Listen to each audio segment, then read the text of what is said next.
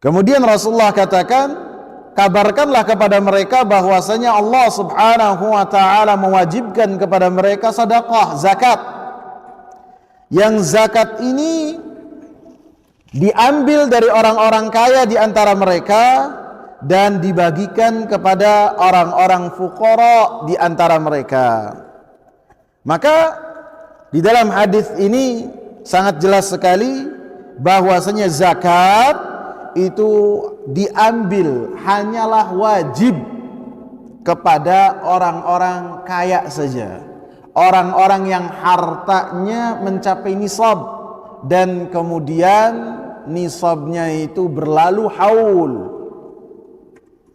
Misalnya yang berkaitan dengan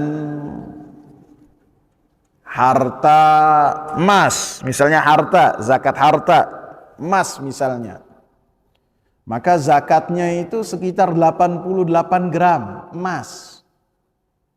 Apabila sudah 88 gram, maka ditunggu sampai 1 tahun. Apabila sudah 1 tahun, maka diambil dari harta tersebut 2,5% saja, rub'ul usyur. Begitu juga perak 560 sekian gram. Dan setelahnya ditunggu 1 tahun. Begitu juga yang berkaitan dengan ternak.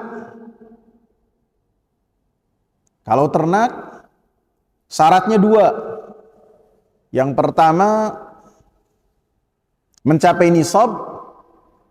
Yang kedua, ternaknya itu ketika makan dibiarkan di lahan lepas. Bukan kita yang memberikan, dibiarkan. Dan zakatnya tidak banyak. Kambing misalnya, sapi, dari sapi 30 ekor cuma kena 1 saja, kena 1 itu yang sifatnya tabi'. Tabi' itu yang sapi usianya 1 tahun. Kemudian apabila 40 ada musinnah yang usianya sapinya kena yang 2 tahun. Begitu juga kambing, apabila ada 40 kena 1 ekor. Apabila 121 kena 2 ekor. Kemudian setelahnya apabila sampai 201 kena 1 ekor lagi, jadi 3. Setelahnya setiap nambah 100 1 ekor gitu. Dan ini disebutkan oleh Rasulullah tuh khadh min aghniyaihim. Zakat ini diambil dari orang-orang kaya yang hartanya sampai nisab. Adapun orang yang punya kambingnya cuma 2, cuma 3, tidak kena zakat. Ada lagi yang cuma 5, tidak kena zakat. Begitu juga punya sapinya cuma 2, itu pun kecil-kecil, kurus-kurus, tidak kena zakat. Yang kena yang dapat itu yang ghani. Ghani di sini artinya yang hartanya itu sampai dengan nisab. Artinya al-fuqara yang tidak memiliki harta ataupun hartanya tidak mencapai nisab, maka tidak terkena zakat. Karena Rasulullah dalam hadis ini tu'khadhu min aghniyaihim. Hartanya itu diambil, zakat itu diambil dari orang-orang kaya di antara mereka. Faturaddu ala fuqaraihim.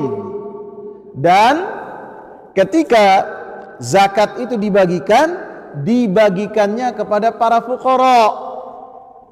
fuqara-nya mereka.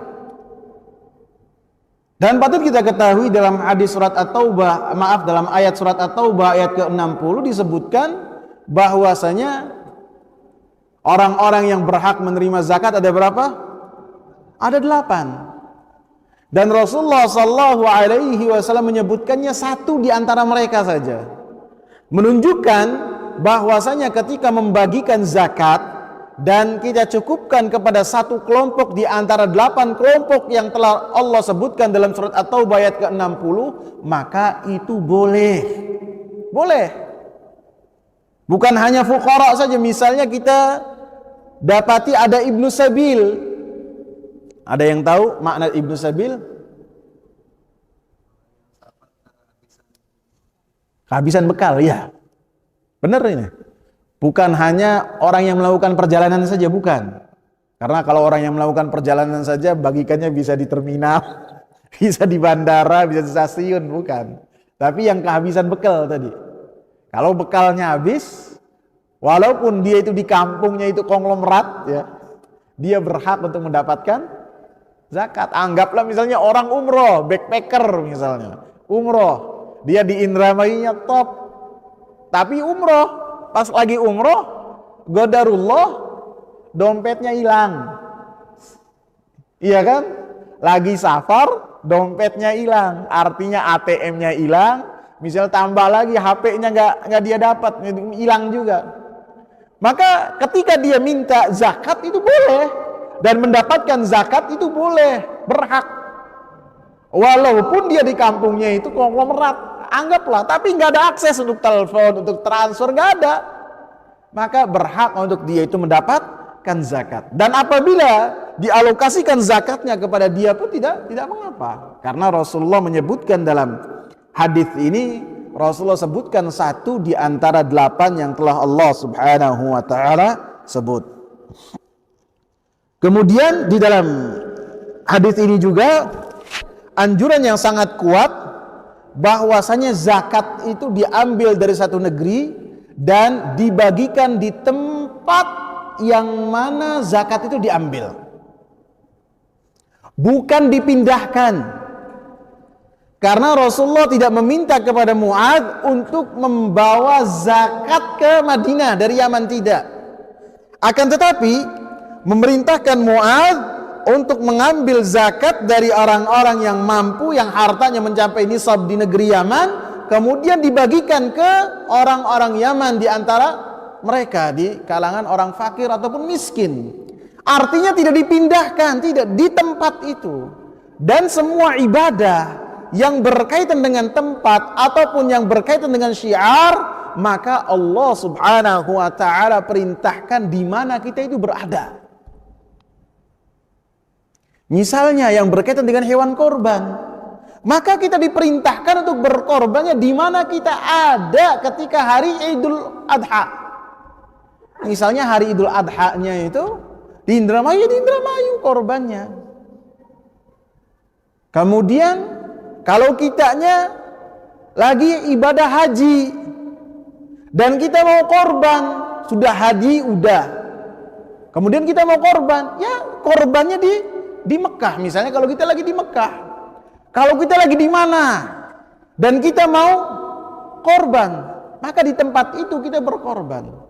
Begitu juga yang berkaitan dengan akikah. Di mana kita melahirkan? Bukan kita ya, istri-istri kita. Di mana? Jangan cari apa penjual akikah yang paling murah di mana.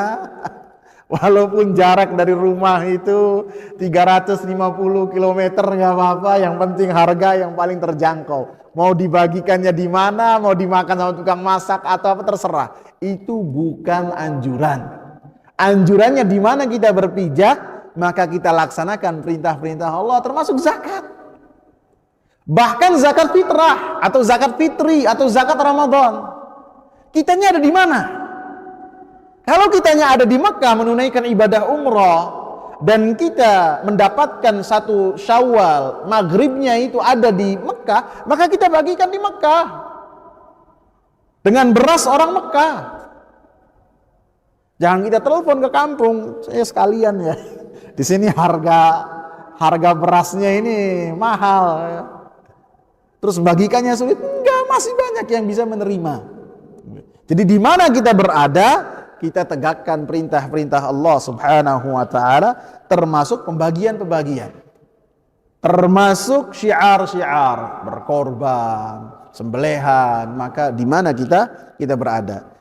Sehingga termasuk perkara yang baru ketika kita mengirim hewan-hewan korban ataupun akikah ke tempat-tempat yang dimana kita tidak tinggal di tempat tersebut. Walaupun misalnya mereka itu yang menyembelihnya sedikit, karena ketika kita berkorban itu bukanlah yang terpenting itu darahnya, bukan juga yang terpenting itu laham daging-dagingnya, bukan. Yang penting di sisi Allah Subhanahu wa taala apa? Takwa. yang menjadikan kita itu ketika beramal ikhlas dan sesuai dengan tuntunan Rasulullah sallallahu alaihi wasallam.